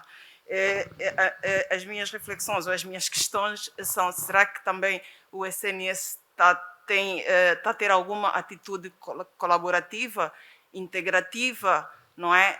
Onde é que a gente se posiciona, nós, os profissionais, como é que nos posicionamos quando nós não conseguimos ver as nossas necessidades satisfeitas?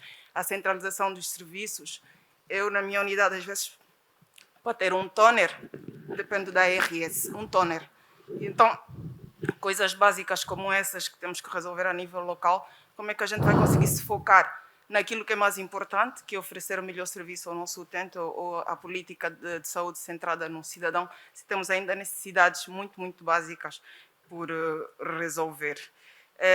O Dr. Tiago falou muito bem que todo mundo, durante a pandemia, experimentou a sensação de ansiedade, que às vezes não é... Pronto, quando é numa terceira pessoa a gente não valoriza, mas quando a gente vive isso, a gente acaba por perceber e atribuir grande valor. A minha pergunta é: muitas das vezes nós estamos a ver os utentes a dizerem sintomas que nós também vivemos enquanto profissionais. Por exemplo, o burnout não é uma dessas coisas, e na altura da pandemia senti-se muito isso. O profissional cuida da saúde dos utentes, mas na minha opinião, os profissionais não foram bem cuidados durante a pandemia. E isso que disse serviu muito para eu pensar quando disse que nós experimentamos muitas das sensações ou das queixas que os utentes nos trazem ao gabinete. Eu, pessoalmente, experimentei isso. E não é uma sensação boa. Acho que quem cuida também deve ser cuidado, e acho que o Sistema Nacional de Saúde tem que fazer mais por nós. Prontos. Muito obrigada. Obrigado. Muito bem. E houve aqui um ponto que me tocou imenso e que eu queria lançar uma proposta, que é relativamente à intervenção dos utentes na USF-AN. Uma futura intervenção dos utentes. Eu tenho a dizer-lhes que tenho muito boa experiência numa comissão de utentes organizada na nossa unidade. Comissão porque a associação é já uma situação mais complicada e que exige alguma burocracia. E é uma proposta que eu alargo a todas as USFs. Realmente é muito enriquecedor termos a comissão de utentes. E quem sabe no futuro todas as unidades terem uma comissão de utentes e um representante de cada comissão de utentes poder integrar uma comissão de utentes a nível nacional na USF-AN. Muito obrigada. Obrigado. Não, pois, então, portanto, uma questão sobre a importância da autonomia local e como é que se concilia. A propósito, foi a primeira pergunta, não é? E também articulado com uma coordenação central, não é? Como é que jogam as duas coisas virtuosamente.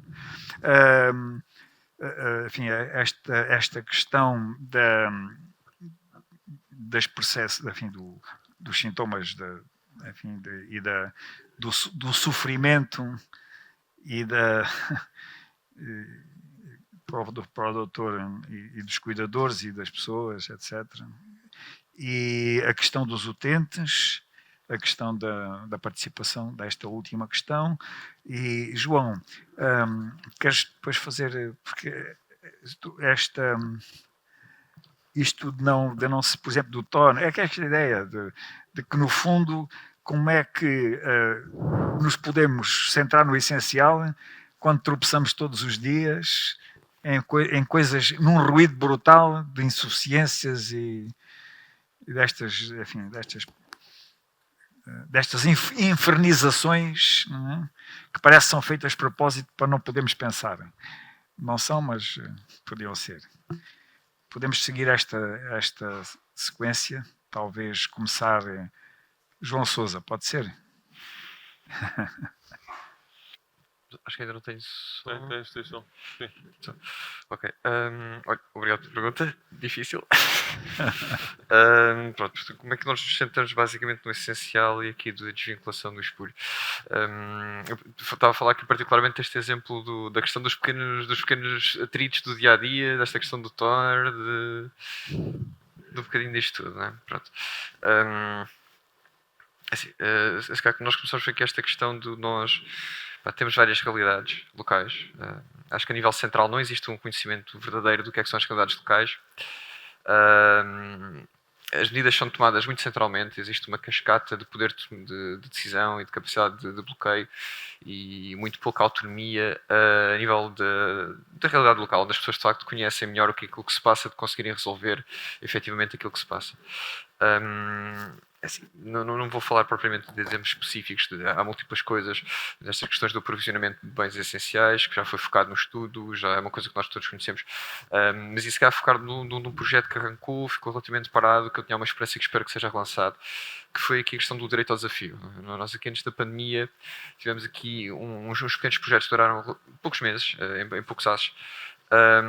Estavam aqui a testar um bocadinho esta possibilidade de dar maior poder resolutivo, às vezes em aspectos financeiros, e tirar o foco e a centralidade do poder de decisão das ARS e permitir aos ASs, às equipas, resolver localmente com maior facilidade aquilo que conhecem. Eu acho que este é um elemento essencial aqui para separar aquilo, para não tropeçarmos naquilo que são as pequenas questões e conseguimos separar o que é essencial daquilo que é supérfluo. Como o Dr. André falou ontem na questão do estudo, se nós perguntarmos às pessoas, é possível auditar os profissionais, é possível conhecer a realidade. Portanto, na realidade local, se nós perguntarmos às pessoas, é possível conhecermos a realidade e resolvermos. E particularmente, aqui pegando a questão, se nós perguntarmos aos utentes, e temos representantes das comunidades, pessoas com literacia suficiente e representem a sua comunidade, nós conseguimos perceber também qual é que é a realidade dos utentes e fazermos esta articulação. Como você também disse, esta questão da municipalização, eu acho que seria uma boa junção de juntar a experiência da municipalização, tentar juntar os projetos de autonomia local, eventualmente desengavetar esta questão das comissões de utentes, juntar estes atores para, primeiro que tudo, conhecer a realidade. E depois dar poder resolutivo, na hora, rápido, sem centralidade. Muito bem. Em relação já agora, em relação àquela questão do... Sim, da questão do burnout e da ansiedade. Queria só referir 2 pontos a propósito disso. Um deles é tudo o que tem a ver com estas questões da transformação do paradigma é difícil, justamente porque o paradigma é aquilo que nos envolve, não é? Eu lembro-me sempre, quando se fala destes assuntos, de uma piada, de uma piadola, que é da professora que na escola pede à menina rica para escrever uma composição sobre uma família pobre. E ela escreve a composição e diz: era uma vez uma família pobre, eram todos pobres, o pai era pobre, a mãe era pobre, o motorista era pobre, a cozinheira era pobre, o mordomo era pobre. Quer dizer, a questão da transição, não é? De cuidados. Nós podemos trabalhar a fronteira, a alfândega é muito bonita, as pessoas tratam-nas bem, mas continua a ser uma alfândega, continua a ser uma fronteira. A questão do burnout, e que julgo que tem a ver também com isto, com a conserva, no fundo, em que todos nós nos movemos. Temos sempre esta ideia de que se trabalharmos muito entramos em burnout, ou a história, o velho mito do esgotamento, não é? Nós temos uma capacidade que é quase ilimitada, se tivermos uma condição observada, que é a termos a ideia do sentido do que estamos a fazer, se aquilo tem valor, se aquilo tem propósito, se no fundo estamos envolvidos nisso. Quando não temos, podemos estar a fazer só uma coisinha de nada muito pequenina e aquilo parece-nos uma coisa terrível. E falávamos nisso no início ainda desta conferência, e se calhar para as pessoas mais jovens, a capacidade, durante, nomeadamente esta crise pandémica, a capacidade que havia, que há, no âmbito, por exemplo, das USF, do ponto de vista da organização que existe, para terem alguma autonomia para decidir coisas, é extraordinária com aquilo que existe nos serviços hospitalares e no ambiente hospitalar. E, portanto, eu percebo quando se fala do toner, disto ou daquilo, é óbvio, são atritos terríveis e que nos desmoralizam. E essa desmoralização é o caminho, de facto, mais rápido para a ideia do burnout, não é? Para a ideia de nós acharmos que, enfim, que isto tudo não vale a pena. Mas é preciso não perderem de vista o enorme progresso, o gigantesco progresso que foi feito com a organização das USF. E uma última nota só para finalizar. A mudança, eu acho que mais do que especialidades médicas, existem culturas médicas diferentes. E, portanto, aquilo que o professor Salcarides falava no início é absolutamente fundamental. Existem culturas, em muitas medidas, são antagónicas nos interesses, nos propósitos, enfim, que não deveriam ser. Mas essa mudança partirá de quem está mais à frente do ponto de vista organizativo, e isso é, sem dúvida, a medicina geral familiar. Não há dúvidas nenhumas sobre isso. E isso, em última análise, vai sempre contribuir para a melhor satisfação dos profissionais, para a melhor realização dos profissionais e obviamente, também para melhores cuidados e para a melhor satisfação dos utentes, clientes, doentes, utilizadores. Muito obrigado, Dr. Tiago. E sobre o desafio das comissões de utentes e do seu potencial e poder, não é? Transformador também. Eu começaria, se me permitem, por aproveitar aqui uma metáfora de circunstância. Não sei se, por termos talvez aqui o ar-condicionado por trás, eu tive imensas dificuldades em ouvir as questões. Eu acho que o sistema de som foi um bocadinho uma espécie de metáfora, de alegoria, de como o Ministério da Saúde ouve os profissionais. Ouve-os com imensa dificuldade, não é? Porque eu, ao longo dos anos em que tenho participado nestes debates e que tenho assistido a muitas conferências, os diagnósticos estão feitos, e de ano para ano, aliás, o professor Saclarides terminou dando-nos conta disto. De ano para ano, as queixas eventualmente variam na data, mas o conteúdo é praticamente o mesmo. Há uns anos, um relatório da Primavera falava de um determinado Sr. Ministro e dava conta de que a situação da sua governação era uma espécie de arrastar de pés. E é um pouco isto que eu sinto.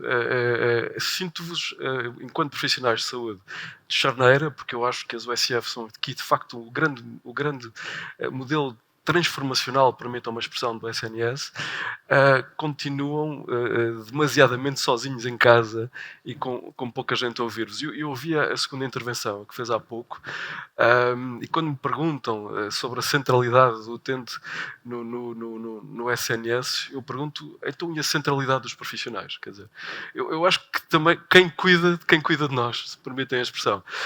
Eu acho que esta é uma questão que se coloca como particular a cuidado nos dias de hoje. Eu assisti, por exemplo, a muitas intervenções do João Rodrigues questionando os SPMS ao longo dos anos. E os SPMS, enfim, as queixas de ano para ano, eu diria, João, eram quase sempre as mesmas, mas parecia que estava tudo bem. Entretanto, no âmbito do PRR, sai um autorrelatório do sistema, permitam-me que lhe chame assim, dando conta do estado calamitoso de todo o edifício informático e digital da saúde em Portugal. Portanto, eu pergunto-me o que é que nos andou aqui a ser servido durante estes anos todos e porque é que os meus distintos colegas de painel e o SFIN e os profissionais de saúde, o que andaram a dizer estes anos todos foi no vazio, infelizmente, e eu lamento profundamente isto. Há aqui, com a emergência da pandemia, houve uma nova profissão em saúde que despontou e que eu achei maravilhosa, que foi a profissão de ex-ministro da saúde. E de repente tivemos vários ex-ministros na televisão que tinham soluções para tudo, o que se passava na saúde em Portugal.